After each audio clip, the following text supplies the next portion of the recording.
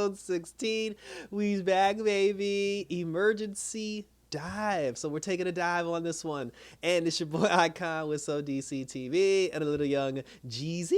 So, like I told y'all, Arthur Curry was not happy about the potential of losing the kingdomship.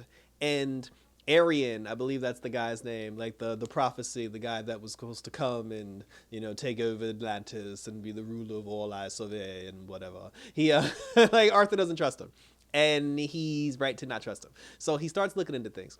He sends Calderon and the gang on like Lagan Boy and the other dude, his mate. They send them. He sends them on a mission to go investigate a specific neighborhood, a specific place that has like these ancient things and stones and tablets and blah blah blah. The girl that lights up in the dark, the one from last season that ended up going to Caldor's parents when she discovered her powers, she came aboard too. And her metahuman ability, aside from the fact that she turns into, she basically turned Atlantean and she breathes underwater. Her skin, because she has like these like skin patterns, like these little tape patterns all over her body. They basically light up and they can illuminate. So the girl is basically like a glowfish. She can illuminate the darkness, but she also has like mystical powers where she can create like magical like fish and like whatever. They're looking into the prophecy and they're trying to discover answers because they don't trust this Aryan guy.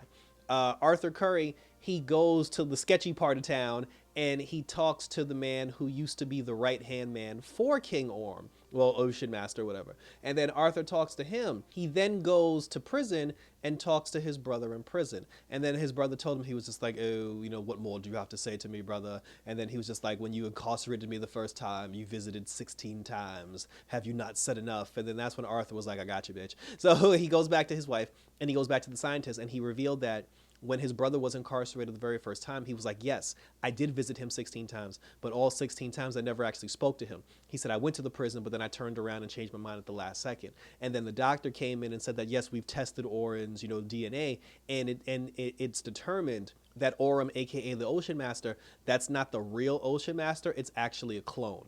Which makes perfect sense because the Light, Vandal Savage, and all them, Ra's al Ghul, they all have the ability to clone people. They can create clones. And what they said was that they basically cloned Orin for whatever purpose. Because remember, in last season, in the babysitting episode, Orin got his head chopped off by Lady Shiva. So they used his body parts or whatever. I mean, they cloned Superboy for Christ's sake. They, so they used his body parts to create a clone, and they cloned Orion and they suck him on Atlantis. And I'm not even gonna lie, this Aryan guy now, I'm starting to think that he's a clone too, or like maybe he's working for the Light, or maybe they found him, maybe he's brainwashed. But we didn't really get those answers in this particular episode because while Caldor and the gang were investigating the whole situation, there was a cave-in, and the four of them got trapped under the cave-in, and then they were just like, well, we must press on for our king. So they're looking into the whole thing with the king. There was this one girl that was basically charged with watching Arian and making sure that he was okay.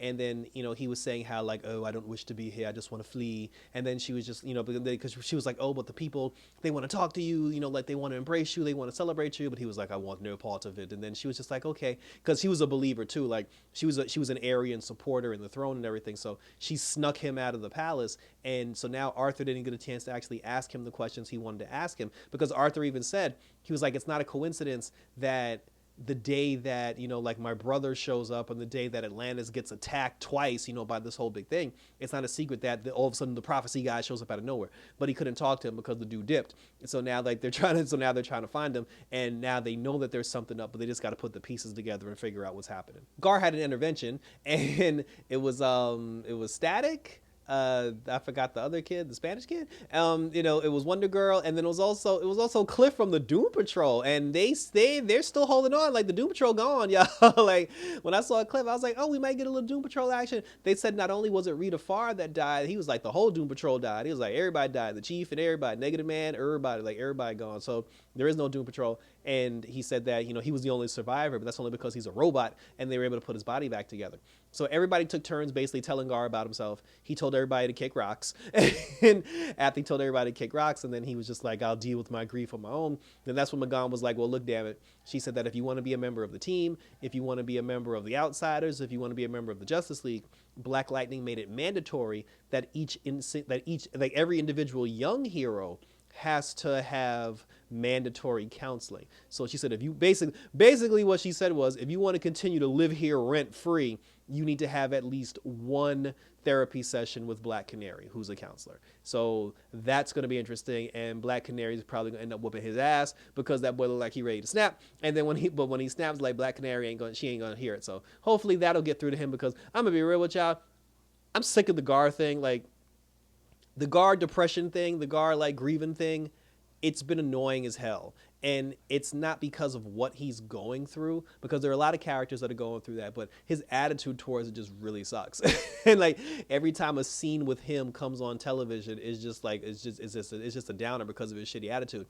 And I honestly don't know where it's going. Back to Superboy. So he's still in the Shadow Realm, and while he's in the Shadow Realm, he's at the point now where he's starting to see people, like he's starting to have visions. He saw Magan. You know, Magan had a conversation with him. He saw Superman, and Superman had a conversation with him. But now here's the interesting part, because I said in the previous review that this is how they're going to get Wally out of the Shadow Realm. And when everybody else presented themselves to Connor, they were solid beings. They were solid human, well, earthly, they were solid organic beings. And they were talking to him and helping him push through his grief. Kid Flash was the only person that when Kid Flash spoke to him in the Shadow Realm, he looked like a chrysalis outline just like Superboy. And that's not a coincidence. It is not a coincidence that Kid Flash was the only other person besides Superboy that looked the way that had that silhouette crystal look. And I feel like that actually is Wally. That's the real Wally. But because Wally's been trapped there for so long and he's crazy, he thinks he's seeing Connor. In like his because Connor had an illusion of Magan, he had an illusion of Superman. So Connor's just going to assume that Kid Flash was an illusion, but he's not paying attention to the fact that Kid Flash looks exactly like him. And again, I feel like Kid Flash, he's been in there for so long, he thinks Connor's just an illusion that he came up with, and the two of them haven't realized yet that they're both in the spirit world at the same time.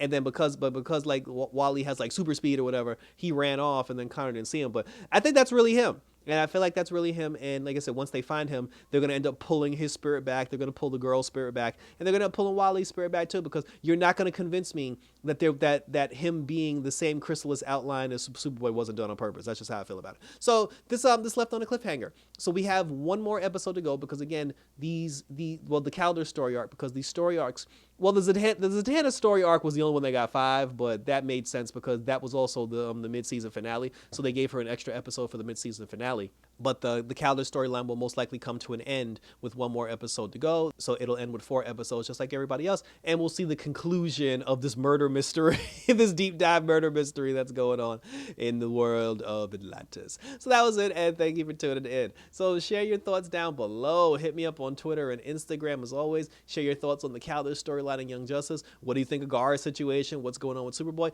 And do we get back Wally as well? Leave your comments so we can continue to talk about it. Young Justice is back, y'all. Again, we got Dr. Moon Knight on the channel. We're doing Superman, Lois, and Naomi when they return, and we're also doing The Flash. So until next time, for some Young Justice action, take care, take a dive, and enough this.